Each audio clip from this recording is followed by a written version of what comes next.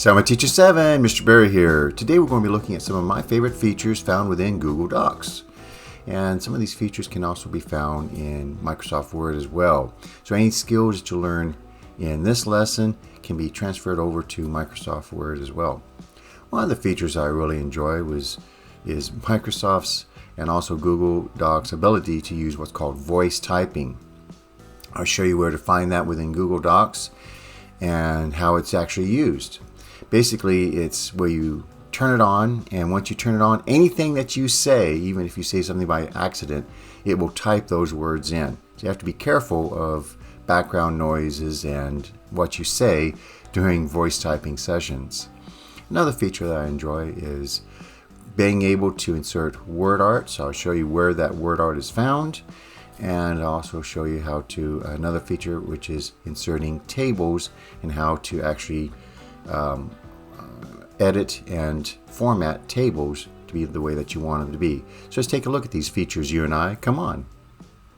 Hey, and here we are inside of Google Docs. All right. Now, the very first thing that you'll notice here within my Google Docs page that I'll be typing in is my insertion point. There's a shortcut if I want to center that, or I could use the tools here. So I can use the align tool to click on center. So now my insertion point that you see there, it's a flashing line there. It looks like a flashing eye. It is centered. The shortcut for that is Control-Shift-E, and that will also center it as well if you want to use the shortcut instead of the tool. Now, one of the tools that I didn't mention that I want to show you is word art. So where is word art? Now in Microsoft Word, you just go insert word art. Well, you don't see word art in the list under insert. Instead, you see something called drawing. So I'm going to go to insert drawing and then click on new.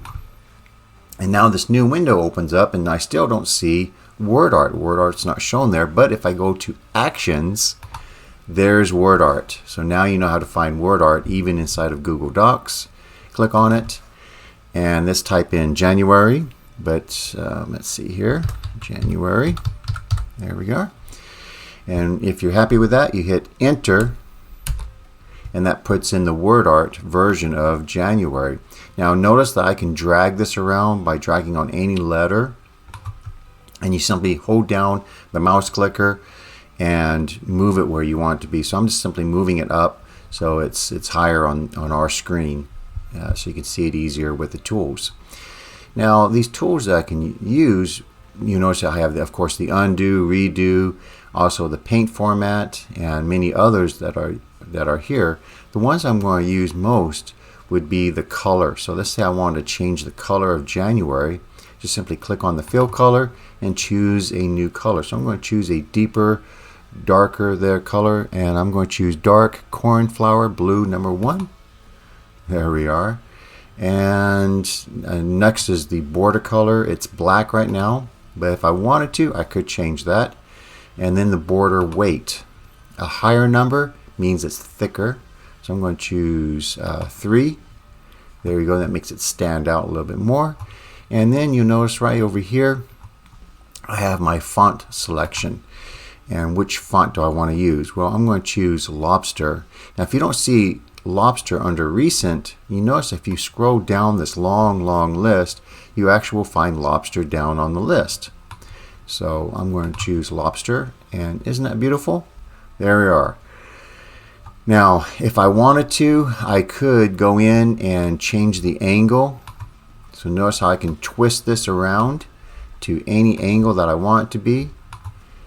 And I can also resize it too. So if I wanted to resize the whole January, the whole word January, notice how I can just drag over one of these corner squares to the center and make it smaller.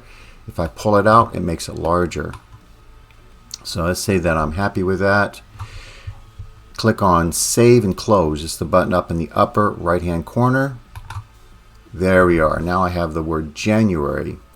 I'm going to hit the enter key once, and now I have the insertion point right below January, and I can click in Insert, and then go down to Table. Now on Table, if you just float over you notice that I'm getting a number at the bottom. It says 7 by 1 that you can see down there.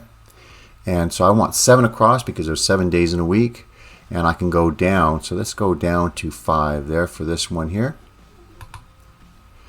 And now the days of the week. Now this is where I get to showcase my voice typing, right? The voice typing feature found in Google Docs. Normally this works really well, but I'm using the microphone right now to record my voice to make the video.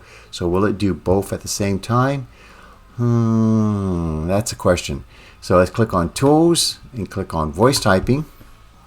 Now for yours, if this is the very first time that you've ever used voice typing, you'll get a little message saying, do you allow Google Docs to record your voice? And you just simply click on yes, it's okay.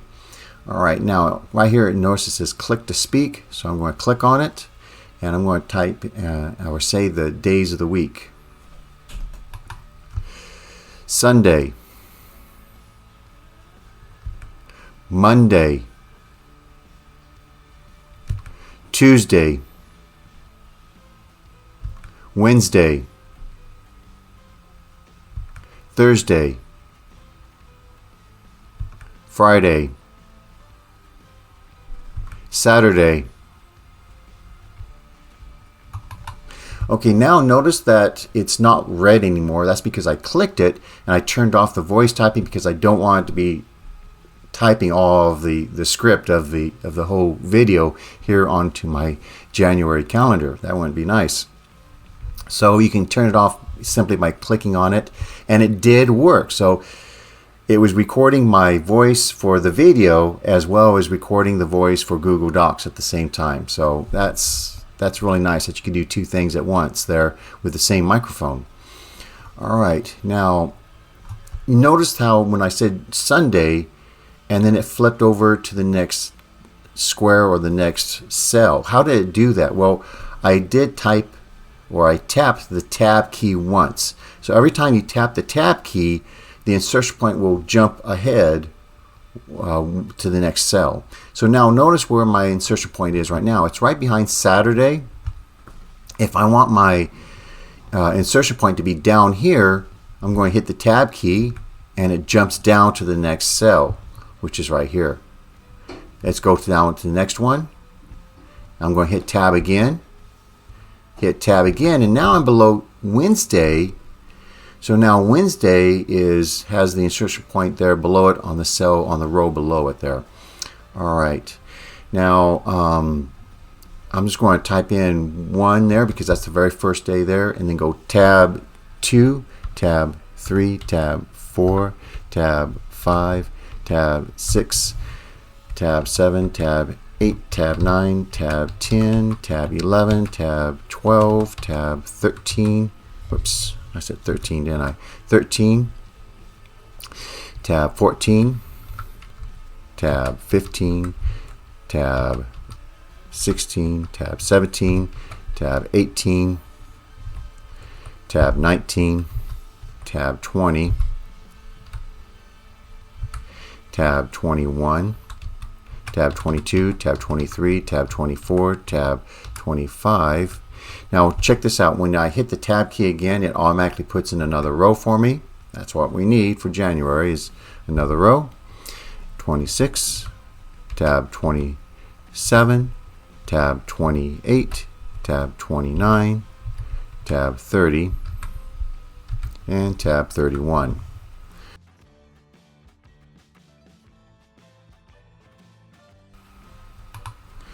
There we go. So it looks really good there. Now what we're going to do is let's increase or format this table to make it a little bit larger. And so I'm going to click behind the number 1, and I'm just going to hit that enter key 4 times. 1, 2, 3, 4. And then I'm going to use the arrow keys on my keyboard to navigate my insertion point to being to the right of 8. Hit that enter key 4 times. 1, 2, 3, 4. Do it again. So it's now my insertion point is behind or to the right of 15. Hit that enter key 4 times. 1, 2, 3, 4. Do the same thing with 22. Let's see, what's that? 1, 2, 3, 4. And now do the same thing with 29. 1, 2, 3, 4. All right. So now we have a nice little calendar there. And we've made a calendar. We were able to showcase voice typing, able to show you how to insert word art, and how to insert a table, and how to format that table. Hey, there you go. Now you know more about my favorite features found within Google Docs and Microsoft Word there. If you like these types of videos, please give it a thumbs up. Comment down below because I do read those comments. And if you have an idea for a future video, or if you have a question about technology, just leave that down in the comments so I can answer it and create a video especially for that question there. And thank you, a big thank you to all those who watched to the end. You have a very good day, and bye-bye.